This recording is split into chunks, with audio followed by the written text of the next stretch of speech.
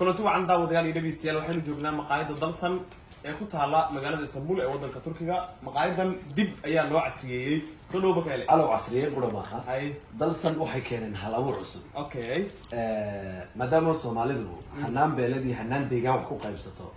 kursi kasta waxa lagu sameeyay muunad astaan oo maamul goboleed kasta warka waad qaranaysaa Soomaalidu qabiil bay ku qaybsadaan siyaasadda qabyaalad baa maskaxda ka degtay ceeb ma ahan taasi waa waxaynu ku dhexnoolnahay kursi kasta calankiisi baa loo geliyay wabillahi tawfiiq waxaynu ka bilaabaynaa halkan hadaynu ka bilaawno waa calankii Hirshabeelle laba cabitaan ah taala reer Hirshabeelle kaliya cabi kara mise waa cid kale garan mayno waa reer Hirshabeelle halkani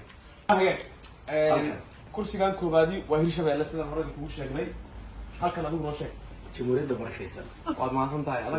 adan kaaga dambeeyaa adigu waxay ka kooban tahay 3 kursi oo yar yar iyo kursi weyn كاميرا انت على بلال waxaan isku sheegnaa daahkan ka sheegtana waxa ka dhalanaya caqabado kale raasiga u kala badan yihiin halkan ka gaba doodayno kursigani waa maamul goboleedka koonfur galbeed iyo calankiisa oo ku dhagan saadaradeed maqaayadu halabuurka ay keentay ee ku aadan deegaanka ka soo jeedo kursigiisa fariiso kuraasta kale aad fariisan kartaa ceeb ma lahan laakiin waa muujinta si gaar ah hadda xiisaynayso waxay ka dhigan tahay adigoo koonfur galbeed ka soo jeeda Soomaaliland waa fariisan kartaa aad baan u faraxsanahay soo raac hadda waxaan joogaa halkaygii aad ugu sii faraxsanahay halkaygii aad u sii iftiimaysa waliba waa galmudug iyo calankeedii saadaradeed ma sheegtay galmudug ka kooban tahay galmudug waxay ka kooban tahay 3 kursi oo yar yar iyo kursi roon afka haduu ku dili karo waa halkeedee waa maasan tahay waa isku kuraas waana miiska halka uu ka soo jeedo waa yahay wali waxaanu dhex joognaa maqaayada dalsan ee ku taala Istanbul ee hal abuurkan in calaamada kuraasta lagu soo kordhiyo la timid saadaradeed halkan joogna hadana halkan Jubbaland waa hagaag dhul barakaysan dad sharaf leh sayid barakaysan ha si raaci maaye dad iyo deegaan barakaysan calankooda ayaa halkan yaala Soomaalidu maadaama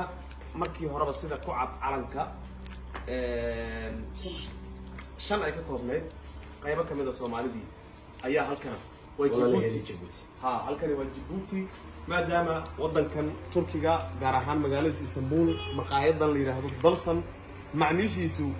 ay ku jiraan dad Soomaaliya oo Djibouti ka soo jeeda halkan waxay u qalantahay in la fariisto halkan waxay u qalantahay in la fariisto waxaana yaala calanka Soomaaliya antidii guud ee Soomaaliya oo dhan ka dhaxaysa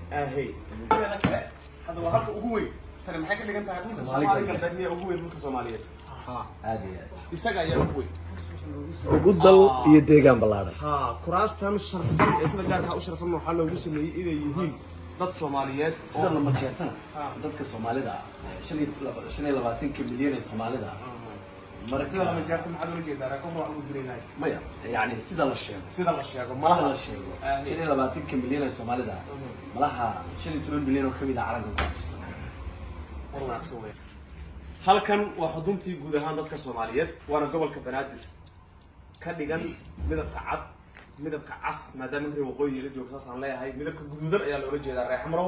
iyo midka buluuga waa gobolka Banaadir calankiisii hooyadii federaal gobolka Puntland Puntland aan joognaa ma dawlad goboleedka Puntland iyagana waxa ka soo jeeda dad aad u sharaf badan qiimo badan xitaa siyaasadda markii la isku xasuusiyo musharaxiintii tartamay ninka ugu codka badnaa deegaanka ka soo jeedo ayaa calankoodii u yahay iyo madaxweynahooda Puntland haliis baa inoo haray waa miiska ugu sharafta badnaa waa hagaag caliyow calankan astaan gaar u leeyahay sumad gaar u leeyahay muunad kalan calaamada kale lahayn buu leeyahay waxa astaan ah halkii daraawish calankan inta laga leeyahay calankan sheegista uma baahna waa la wada yaqaanaa dadka Soomaali wadaniid hadii la yiraahdo dal jacayl hadii la yiraahdo iyo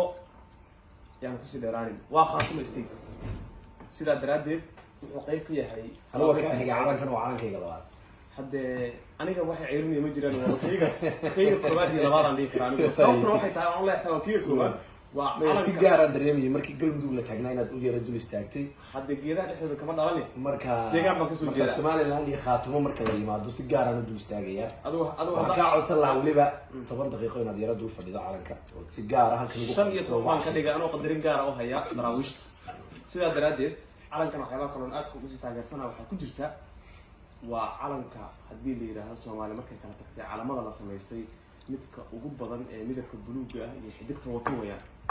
sida daraadeed daraawishta halkan baan ka salaamayaa halgankiina ha guuleysto